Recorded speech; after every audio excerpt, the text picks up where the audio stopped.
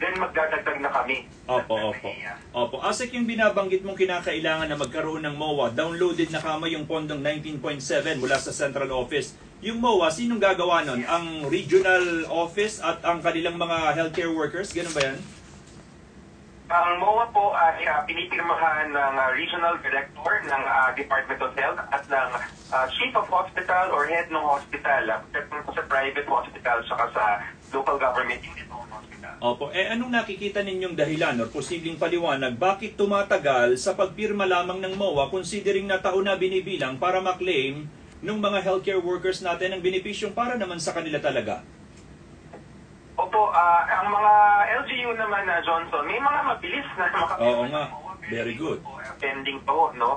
Karaniwan kasi pag LGU hospital ito, usually either sasabihin kailangan dumaan sa mga proseso at parang kami rin government, may mga sila.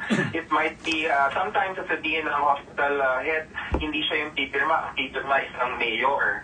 Pag mayor ang pipirma, sasabihin naman ng mayor is kailangan dumaan sa sanggunian. Kasi ang protocol the mayor cannot just enter into a memorandum of agreement without authorization from the city or provincial council, depende kung sino po yung may-ari ng ospital. Ito po yung sa gabi ng mga LGU hospital. Sa gabi naman ng mga private hospital, depende po sa setup ng private hospital. Typically, pwede po yung sabihin natin family or pwede rin corporate. Pag corporate, meron yung board of directors or board of trustees. So, depende rin kung ilan yung mga director, tumiikot yung papel na mag-authorize para dun sa secretary or dun sa head ng hospital para makapag-MOA sa amin.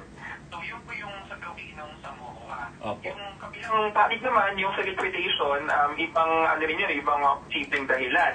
Typically, pwedeng hindi pa kasi siguro na ilaga doon sa healthcare worker, no?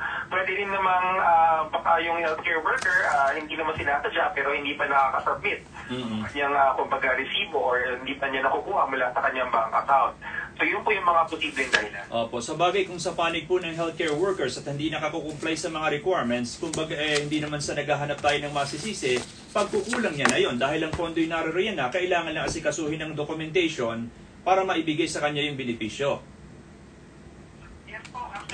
I wanted to emphasize na definitely hindi namin sinisisi ang healthcare worker. Ang hinala namin naka-ready na yan Tulad kami, healthcare worker din kami. Ako personally, nagkaroon din ako ng COVID na mild dun sa na may compensation na if I'm not mistaken, 15,000 yung entitlement.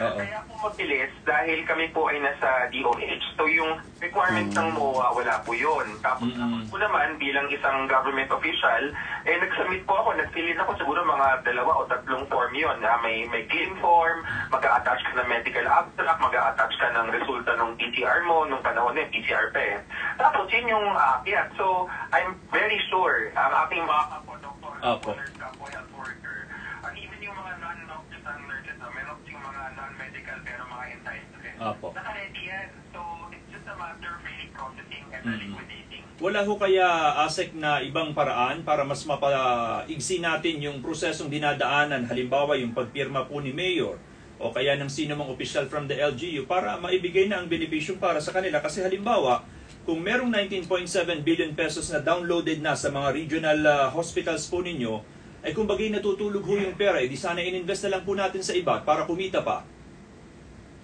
We share the same sentiment. But of course, our position is always dapat talaga makarating to sa health worker. Yun yung pinangako ng ating batas, no? So, sa gawin ng pagbilis rather, nung proseso. Siyempre wala po kaming magagawa on the side of the Department of Health. Maybe we can ask for assistance from our